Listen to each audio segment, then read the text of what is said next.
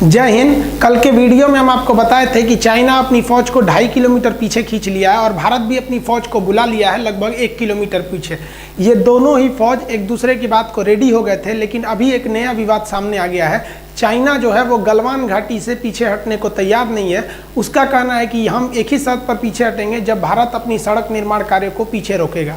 इसके बदले भारत सरकार ने भी बहुत ही कड़ा एक्शन लेते हुए पूरा चाइना का जो LAC पड़ता है, यहाँ से लेके कश्मीर से लेके पूरा अरुणाचल प्रदेश का एरिया में यहाँ पर अपनी मिलिट्री तैनात कर दिया है।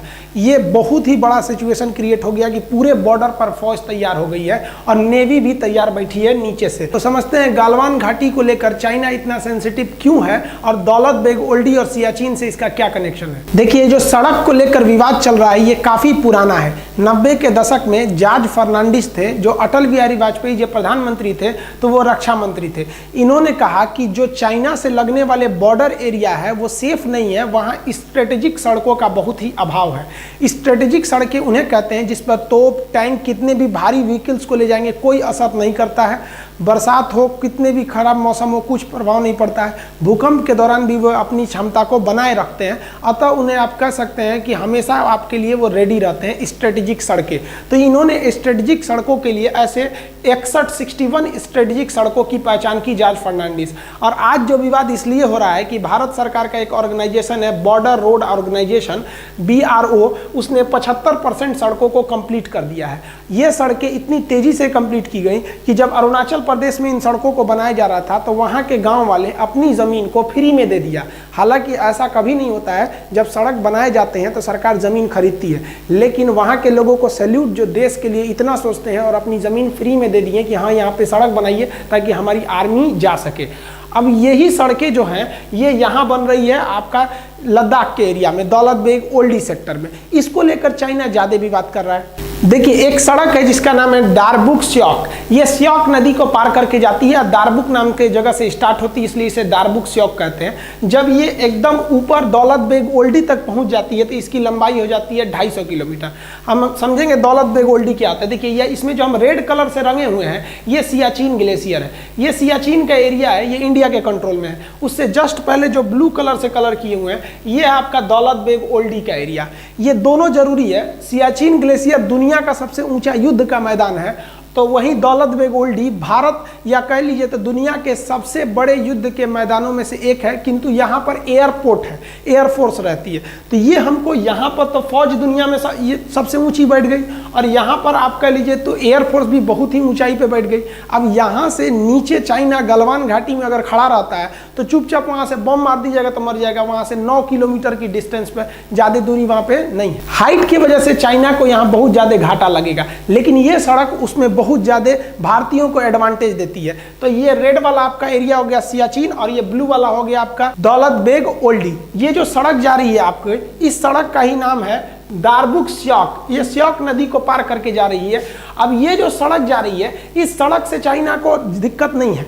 दिक्कत कब चालू हुआ, जब भारत ने इसी सड़क का एक लिंक खोल दिया इस साइड में, और ये जो लिंक था वो लिंक चला गया गलवान घाटी की ओर। अब बताइए, ये गलवान घाटी से केवल 9 किलोमीटर है। अगर ये सड़क नहीं रहती तो इस सड़क के अभाव में भारतीय फौज को गलवान घाटी में पहुंचने में 8 घंटे लगते, लेकिन इस सड़क के बन जाने के बाद वहां पहुंचने में केवल 35 मिनट समय लगेगा। अब बताइए, 8 घंटे की जगह आधे घंटे में अगर फौज पहुंच जाए तो वहां भारत के फेवर में हो जाएगा युद्ध। इसलिए चाइना कह रहा है कि हम तभी हटेंगे जब आप ये सड़क को काम रोकेंगे तब। अब इंडिया का ये सोचना है कि अगर आज हम सड़क रोक लिए तो कल तो तुम युद्ध के मैदान में भी कूद जाओगे और हमारी सड़क नहीं बनी रहेगी तो हमको घाटा लग जाएगा, क्योंकि चाइना का वादा उतना ही टिकता है जितना चाइनीज सामान टिकते हैं। भारत सरकार ने चाइना को सबसे ज्यादा जो जवाब दिया कड़ा, वो पर्यटक को लेकर टूरिस्टों को कह दिया कि आप भी जाके घूम के आइए दौलत बेग ओल्डी कैसा है, आप भी जाके घूम के आइए सियाचिन ग्लेशियर कैसा है। अब विदेशी लोग आए, अब घूमने वहां चले गए।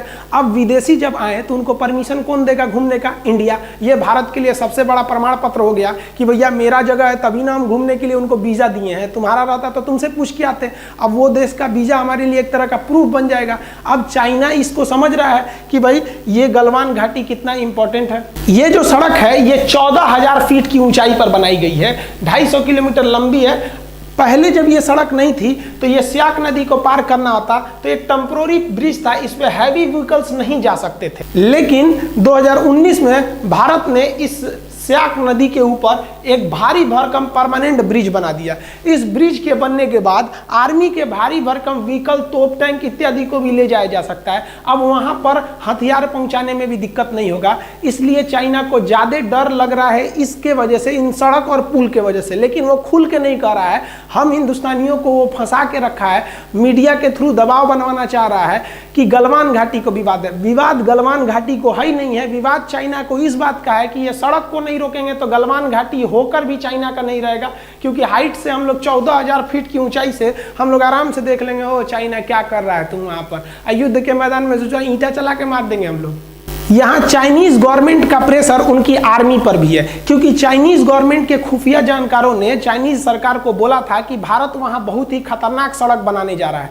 लेकिन चाइनीज गवर्नमेंट ने जब आर्मी से पूछा तो उनके आर्मी वालों ने कहा कि इतना भयानक भयानक पहाड़ है, वहाँ सड़क बनेगा कैसे? देख रहे हैं पूरा सीधे सीधे ढलान है, कहाँ से अच्छा सड़क बन पाएगा? इतना बड़ा बड़ा पहाड़ है, सड़क नहीं बन पाएगा। गवर्नमेंट आप टेंशन नहीं लीजिए, हम लोग है ना।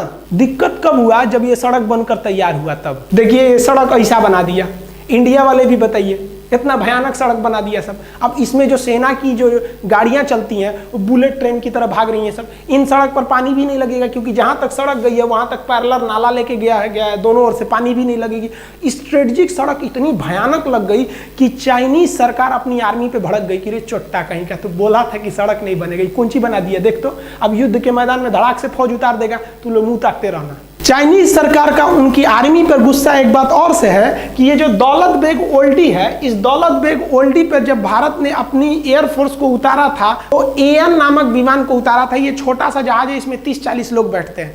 तो इस पर चाइनीज आर्मी ने कुछ खास एक्शन नहीं लिया था, कहा था 30-40 आदमी के जहाज में क्या होगा। लेकिन इंडियन एयरफोर्स ने एक और खतरनाक काम कर दिया। एयरफोर्स ने पहले तो उतारा ही छोटका विमान एएन नामक छोटा सा, और जब ये उतर गया सक्सेसफुली तो यहाँ उतार दिया अपना C-17 ग्लोब मास्टर और हरकुलियस नामक भारी भीषण विमान। ये विमान जो है ना भीम है एकदम, समझिए तो 70 टन उठा के उड़ जाएगा। एक हाथी 10 टन की होती है, 70 टन उठाएगा, 7 गो हाथी को लाद के उड़ जाएगा। इतना किसी भी मौसम में उड़ सकता है, पहाड़ के बीच में भी उड़ सकता है। आप इसे देखिए कितना खतरनाक ये लैंडिंग करता है। भारत ने जब दौलत बेग ओल्डी में अपना सबसे भयानक विमान C-17 ग्लोब मास्टर को उतारा तो चीन में खलबली मच गई, क्योंकि एक बहुत विशाल विमान है और इतने पहाड़ी वाले एरिया में इस विमान को उतारना एक तरह से काफ़ी चैलेंजिंग था। किंतु भारत ने इस बड़े भारी भरकम विमान को दौलत बेग ओल्डी में सक्सेसफुली उतार लिया।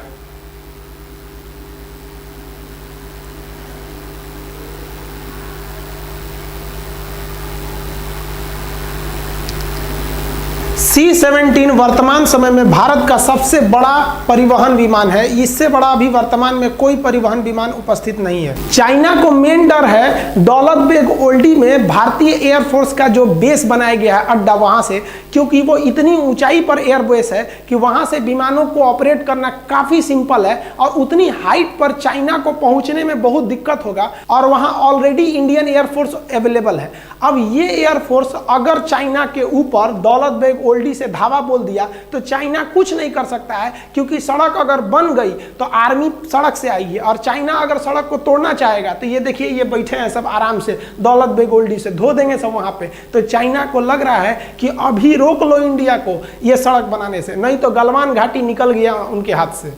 चाइना को तो 2 झटका लगा, एक सड़क बनाने से और एक दौलत बेग ओल्डी में उनके एयरफोर्स जो इंडिया का बन गया है उनसे उनको टेंशन है। उससे भयानक टेंशन उनको आ रहा है अब सियाचिन ग्लेशियर से। ये जो सियाचिन ग्लेशियर है ये दुनिया का सबसे ऊंचा युद्ध का मैदान है और इसी सियाचिन ग्लेशियर के इधर से चाइना एक सड़क ले जा रहा है CPEC, China Pakistan economic corridor. इस सड़क के माध्यम से चाइना चाहता है कि वो भारत का चक्कर न लगा के आए हिंद महासागर से, इधर से ही चला जाए। अब बताइए अगर इधर से इनकी ट्रक सामान जाएगा और भारत से युद्ध करके सोचेंगे उधर से चले जाएं तो यहाँ हमारा सियाचिन ग्लेशियर है, युद्ध का मैदान दुनिया का सबसे ऊंचा, और यहाँ दौलत बेग ओल्डी में हम अपना हर एक विमान जहाज उतार के देख लिए। और सियाचिन ग्लेशियर में हम लोगों ने हेलीकॉप्टर लैंडिंग हर एक चीज़ को करा दिया। वहाँ हेलीकॉप्टर नहीं उतर सकता था, जहाज नहीं उतर पाती थी सर, लेकिन भारतीय एयरफोर्स ने कर दिया। आप वीडियो में देखिएगा देखिएगा कि कैसे वहाँ लैंडिंग की गई। अब ये चाइना के लिए सरदर्द बना हुआ है, क्योंकि अगर भारत चाहेगा तो इस CPEC को बनने के बाद भी रोक सकता है सियाचिन और दौलत बेग ओल्डी के द्वारा। सियाचिन ग्लेशियर इतना दुर्गम एरिया है कि वहाँ सैनिकों को ऐसे जाना पड़ता है बर्फ में, जैसे मूवी वगैरह में जाते हैं लोग पहाड़ पर, और इतना कठिन जगह पे जाके वो लोग ड्यूटी करते हैं। लेकिन इंडियन एयरफोर्स ने उस सियाचिन ग्लेशियर पे अपना ध्रुव हेलीकॉप्टर उतार दिया, चीता उतार दिया, चेतक उतार दिया, MI हेलीकॉप्टर को बना रहा है, LCH हेलीकॉप्टर को बना रहा है। आप कहेंगे तो एयरफोर्स के जितने भी हेलीकॉप्टर हैं और विमान हैं उनका एक अलग वीडियो बना देंगे। और सियाचिन ग्लेशियर पाकिस्तान के कब्जे में चला गया था 1984 में, कैसे हम लोगों ने ऑपरेशन मेघदूत और ऑपरेशन राजीव द्वारा हम उसे वापस लेके आए थे, इसके लिए हम अलग वीडियो बना देंगे अगर आप कहेंगे तो भारत ने यहाँ पर अपना जो जहाज उतार दिया, इससे चाइना को एक बहुत बड़ा सरदर्द है कि इधर से जाएगा गलवान घाटी और उधर से जाएगा CPEC सड़क। इस एरिया में छोटे हेलीकॉप्टर को भी उड़ाया जा सकता है और आराम से यहाँ पे ऑपरेट किया जा सकता है। इस वजह से चाइना को यहाँ पर एक ज्योग्राफिकल घाटा लग रहा है हाइट को लेकर, क्योंकि उधर से चाइनीज एयरफोर्स इतनी हाइट पर आएगी जब तक ये लोग हाइट पे पहले से अवेलेबल है वहाँ पर। भारत सियाचिन ग्लेशियर पर हेलीकॉप्टर भी उतार सकता है, वहाँ अपनी सैनिकों को, रसद, सामान सामग्री को, हेलीकॉप्टर जैसे चीता, चेतक, ध्रुव जैसे हेलीकॉप्टरों को वहाँ आराम से उतारा जा सकता है और वहाँ पर रिफिलिंग तथा रसद, सामान इत्यादि को पहुँचाया जा सकता है। ये चाइना के लिए एक बहुत बड़ा थ्रेट साबित होगा, क्योंकि यहाँ हेलीकॉप्टर उतारना बहुत ही बड़ा चैलेंजिंग होता है। आप चारों ओर देखिएगा केवल बर्फ ही दिखाई देगा। साथ ही इंडियन नेवी ने कहा है कि इसका जो ईस्टर्न फ्लीट है यहाँ पर हालात ठीक नहीं है, अतः ईस्टर्न फ्लीट को हम आगे भेजने के लिए दिशा निर्देश दे रहे हैं।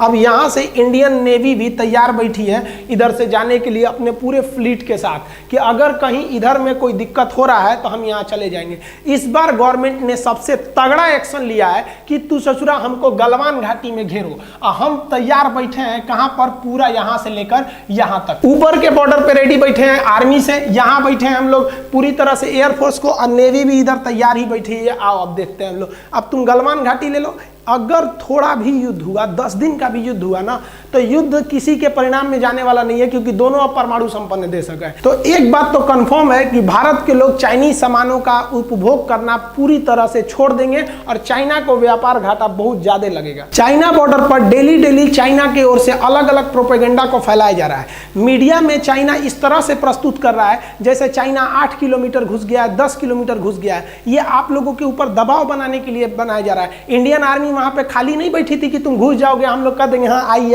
इंडियन आर्मी घुसने नहीं देती उन लोग को, लेकिन ये खबर पाकिस्तान और नेपाल के थ्रू इंडिया की ओर भेजा जा रहा है और तरह तरह के साइकोलॉजिकल दबाव बना रहा है। आप भी ये सोच रहे होंगे कि इंडियन आर्मी क्या कर रही थी, ये केवल उनका दबाव है ताकि आप ये सोचकर डर जाइए कि आप चाइना से मुकाबला नहीं कर सकते। ये बात गलत है कि चाइना हमारे ऊपर दबाव बना रहा है या हमारे फौजी उनको घुसने के लिए अंदर जगह दे दिए थे, एकदम गलत है। ये सही है कि स्टैंड ऑफ हुआ है, दोनों आर्मी खड़ी है, लेकिन ये खबर गलत है कि वो हमारा 8 किलोमीटर कब्जा कर लिया है, 6 किलोमीटर कब्जा कर लिया। ये आपको फेसबुक, व्हाट्सएप इत्यादि के माध्यम से जानबूझकर आप पे दबाव बनाने के लिए किया जा रहा है। इंडियन आर्मी पूरी तरह स्टिक है। अगर हम डरे होते तो कभी भी इतना बड़ा एक्शन नहीं लेते कि इस कोरोना के बीच में भी अपनी पूरी फौज को लगा देते पूरे LAC पर। नेवी को भी हम लोग तैयार रहने के लिए बोल सकते थे, एयरफोर्स को भी बोल दिए। और अभी हाल ही में अमेरिका से एक तो गुप्त समझौता की ओर भारत बढ़ रहा है कि अगर हथियार, गोला बारूद की कमी हुई तो आप तुरंत सप्लाई दे सकते हैं या नहीं। ये भी अभी बात चल रही है भारत और इजराइल और अमेरिका के बीच में। अतः भारत अगर पीछे हटने के मूड में रहता तो ये सब कुछ नहीं करता। हमारे हिसाब से भारत सरकार ने जो पूरे LAC पे फौज लगा दिया वो एकदम बेस्ट काम किया है। आप क्या सोचते हैं, गवर्नमेंट ने ये डिसीजन सही लिया या गलत लिया? नेवी को तैयार रहने के लिए, नेवी को काउंटर करने के लिए बोला गया, क्या ये गवर्नमेंट का डिसीजन सही था या गलत? आप कमेंट करके बताएंगे। जैसा अपडेट होगा फिर बताएंगे। मिलते हैं अगले वीडियो में, तब तक के लिए जय हिंद।